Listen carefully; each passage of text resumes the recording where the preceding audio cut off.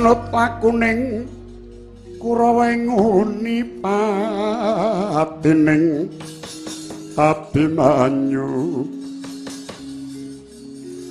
kena ing citra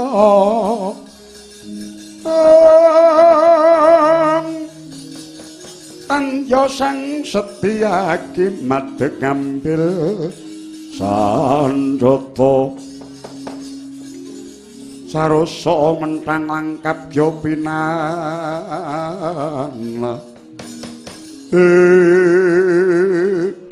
kalah jagat dewa Bathara wayah Bathara jagat Gendari kula wonten pangendika ingkang dawuh Kakang Dipati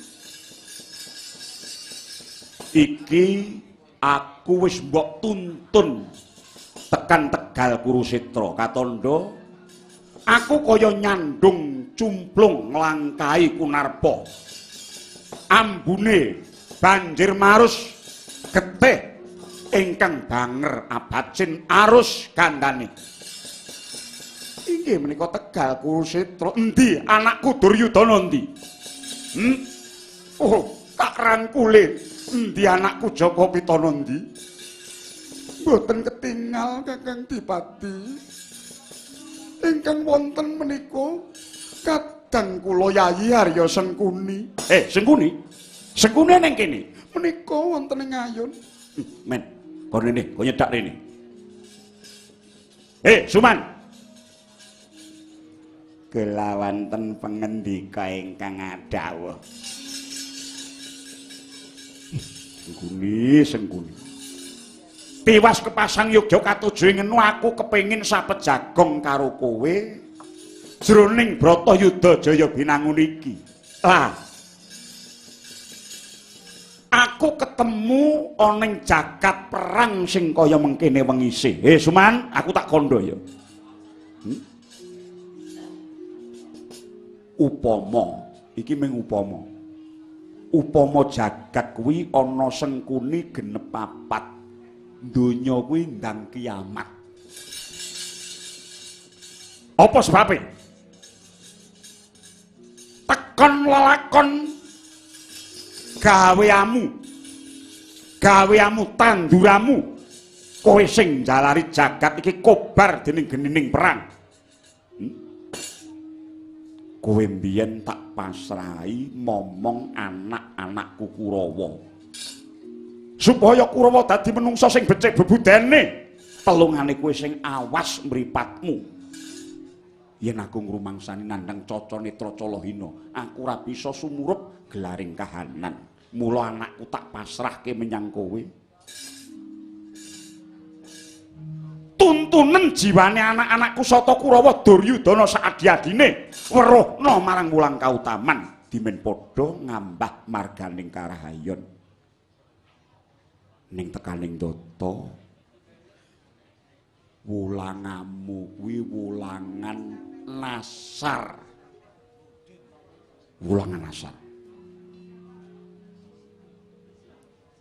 tuntunan sing mbok wenehke sata Kurawa tuntunaning tuna susila mula ora aneh yen to dadine rusak kaya mengkene ambek anak Wangkara adigang adigung adiguna demen taksya marang sepadha-padha senemukti wibawa nanging emoh rekoso ancik-ancik marang kasangsaraning sedulur Sengkuni mangkir miyen ora sah wangsulan aku ora butuh wangsulan iki dudu papan hitung-hitung utawa nimbang-nimbang aku mrene iki pancen mung sengaja kepengin ketemu karo anakku lan uga kepengin ngonek-onekke kowe Bratayuda iki woh tanduramu mataun-taun kowe nandura rasa gething keburu sengit Kurawa mbok du karo Pandhawa mongko tetanduran mono nek disirami esuk sore mesti banjur tuwuh ngrembaka ingkang wusanane bakal awoh mbiyet nanging sing mbok tandur kuwi rasa memungsuhan mula wohe ya perang gedhe bareng tekaning dina pungkasan Kurawa kalah anakku tumpes Jarene mung kari loro. Duryudana karo Kartamarma wae saiki ora karuan ana ngendi juntrunge ora genah. Ning kowe kok ijik urip.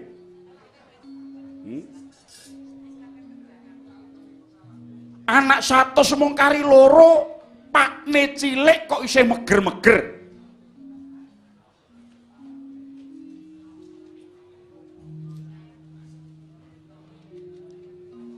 Cuman ora iso mbelani patine anakku Sata Kurak gecek nggon kowe.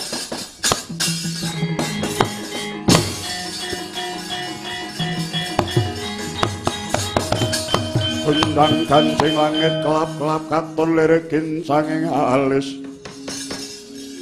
risang mawe gandrung sabarang kadulu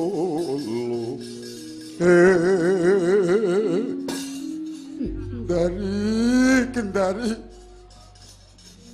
lah kok dadi kaya ngene abote kaya wong nyangga bumi. Adimu Suman dadi winih memala kaya mengkono. Sing kuni mbiyen katut ana negara Ngastina ki mung wong melu, mung wong ngenger. Dadi peku merga kowe tak pek bojo jaman lakon Kunti pilih mbiyen Pandhu mulih saka Mandura nggawa putri boyongan 3. Mongko kudune sing ngrabi putri 3 mau Pandhu kabeh. Kowe Kunti karo Madrim kudune dadi bojone Pandhu. Merga saka bektine wong nom nyang wong tuwa. Lumahing bumi kuping langit ora ana wong nom adiku sing kebak tata susila. Kaya Pandhu ora ana. Diaturake marang pun Kakang aku kon milih Kinarya Jatukrama. Wong 3 tak demoki epek-epeke kabeh. Jebul epek-epekmu sing rada anget.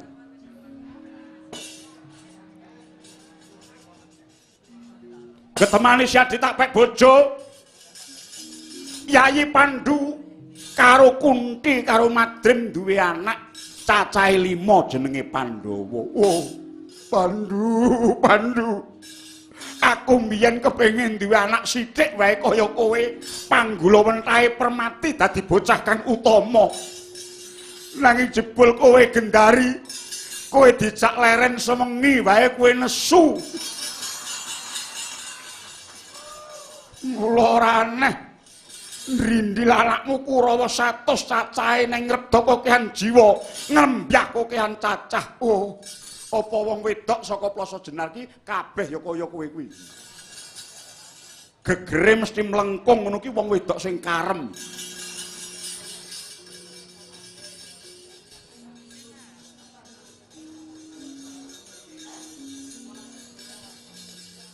Upama aku iki roh mripatku kuwi mesti kowe iki nek tabuh 8 bengi ngono mesti ulatmu iki mesti elik kae.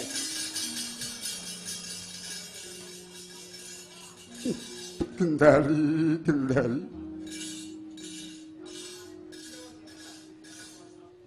Anakku Sata Kurawa digulawentah karo Suman. Ning ora dituduhke dalan sak benere.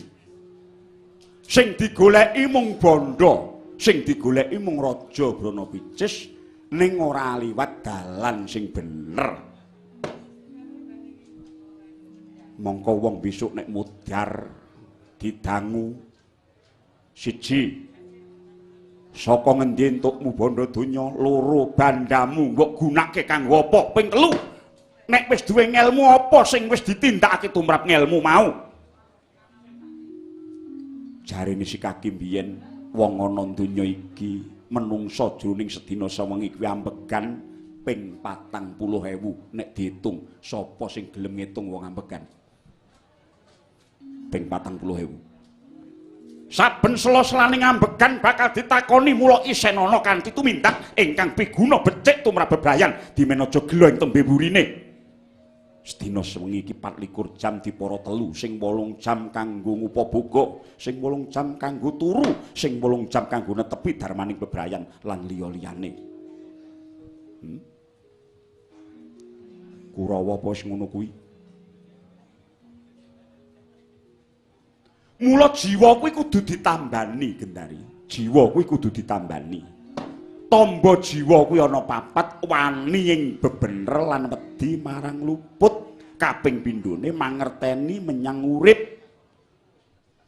Pinter njaga marang keluhuraning batin kang sarta ingkang angka 4 tumindak adil menyang awake dhewe. Kok kaya ngene patrape anak. Bandu. Jebul bener sira Yayi. Kowe arep kabanjut dewa titip peling marang pun Kakang Dipati, kula mboten kuwawi malih.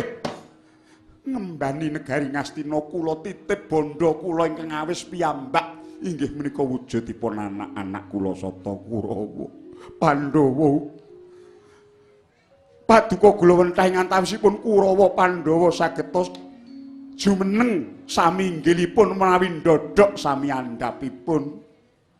Bumi negari Ngastina menika kinarya mukti Pandhawa Kurawa. Trah Saptawarga tetep manunggil rukun. Lho, kaya ngono kuwi. Wong minulya ki kaya ngono kuwi. Ora mung mikir keluarane dhewe nanging klebu tedhak turune. Dari kowe iki wong wedok sing kepiye? Obat. Nggih sampun sanget-sanget anggen paduka paring dedukan dhateng Kadang kula Yayi Harya Sumat. Piye? Kok aku ora entuk duka iki piye?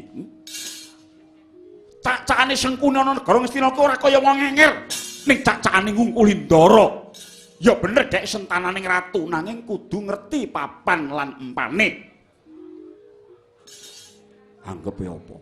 Lungguh sila tumpang sikil ledek mangan njaluk enak. Kuwi mbiyen nek ora tak kukup ana dalan kleleran kathokan wae ora Sengkuni iki. Aja banget kowe mbela karo adimu Harya Suman. Kula mboten kepengin dartah wonten majaning pabaratan menika. Monggo dijesuwun dhateng panguwasing dat ingkang murwengdat, mugi-mugi putra Paduka Jaka Pitana saged unggul nukup kamenangan Kakang Adipati. Menang ki wong nek bener becik. Wong nek bener becik menang. Lah wong tumindake sasar susur kaya ngono kok menang ki menang saka ngendi?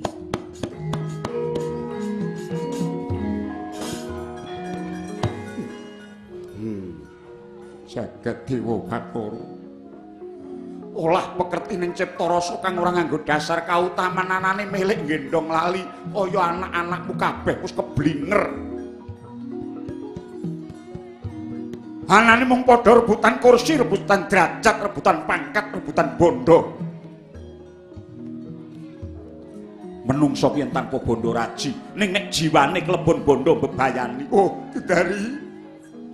Ayo digoleki ana ngendi anakmu Jaka Pitana. Monggo kula dherekaken.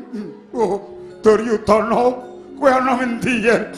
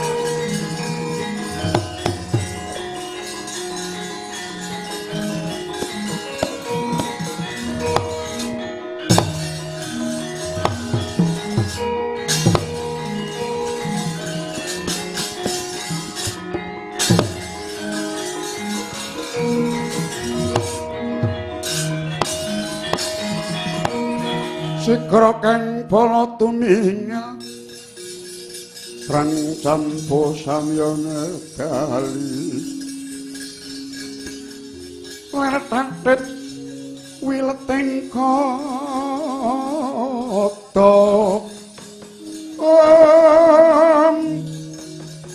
kayuan kong mangun sang niti benjang sangat jimijil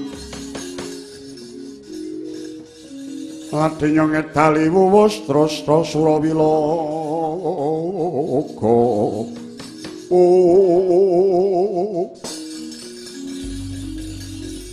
Kula ngaturaken pangabekti saja madhong dawuh Kakang Kyai Patih Haryo Suman. Nggih. Senajan ingkang rayi kula pun Surabasa nggih Sarabasanta nyadhong dawuh Kakang Patih. Ya adikku kang tak tresnani kowe gojaksa karo Surabasa ya Sarabasanta tak tampa gawe gedhening atiku. Kowe tak kandhani ya. Nggih, kados jroning Bratayuda Jaya binangun saka pangrasaku iki mung kari sak kemperangan meneh. Nggih. Merga apa wis akeh kang tumpes tapis ana jroning Pancabakah iki lan kowe ngelingana jaman jayane Sinuwun Prabu Duryudana biyen sepira akehing Bandha Brana Pices ingkang tak ilekake tak tawu saka negara Ngastina tak ilekake menyang Plasa Jenar kanggo nglelemu awakmu kanggo nyinyek gerasamu yen diitung wis tanpa kena diitung nganggo hitungan driji. Nggih. Kula ngraosaken kanikmatan kamulyan peparingipun Kakang Patih Haryo Suman. Inggih menika Bandha Brana Pices saking negari Ngastina. Yen ngono banjur sumpah sampun wancinipun menawi kula kedah ngaturaken dharma bekti piwales dhateng Sinuwun Prabu Jaka Pitana. Semanten ugi kula mboten lega raos sing manah kula menawi kula mboten manjing jroning pabaratan. Ya bagus. Yen to pancen mangkono aku bakal madeg Suraningriya gatel rasa pangrasaku sinengguh lamun to sengkuni mung gelem kepenake kados Kakang Patih sing ngandika badhe magut pupuh iya pancen mangkono menawi mekaten kula kaliyan ingkang rayipun Surabasa ingkang badhe anjajari lenggahing senopati Kakang Patih Haryo Suman bagus kabeh kawulane ingsun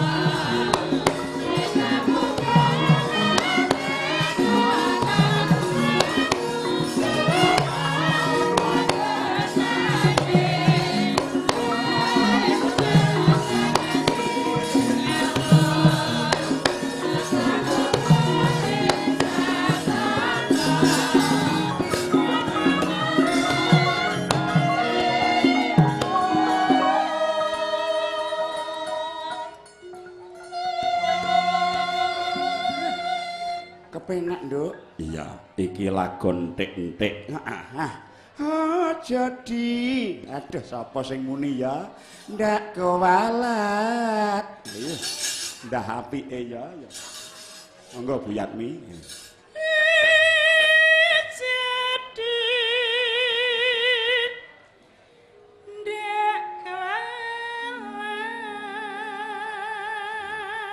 Lah iya be. Lah iya be.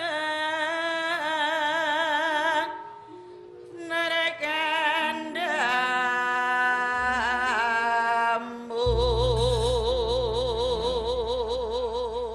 Pisan meneh ya. Lali sumber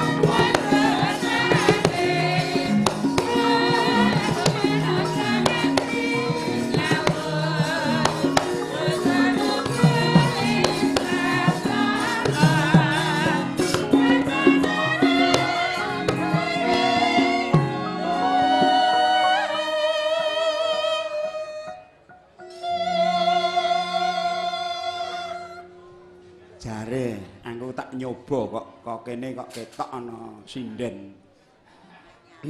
Sing wis omah-omah. Coba cengkoke sing iso galik-galik kaya senggringan rebab kae piye, Nduk? Ya kaya ngapa jare? Jondi. Yo.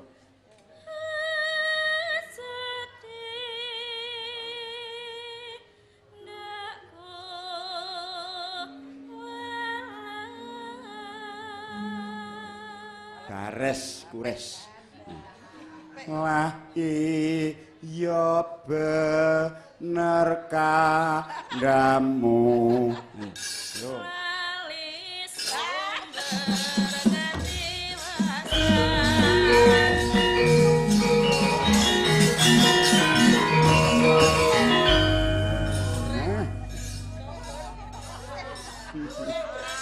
Apik temenan. Ya, lagone entik-entik. Heeh, Nduk. Wah. Sowan ana ing Sidakare ing Rejasa ing Kabupaten Nganjuk, iya. Nek ora kleru ya wis bola-bali sowan mrene ya, Nok. Iya. Nek ora kleru ya wiwit Pak Lurah iki. Mas Nur iki, iya. Nah.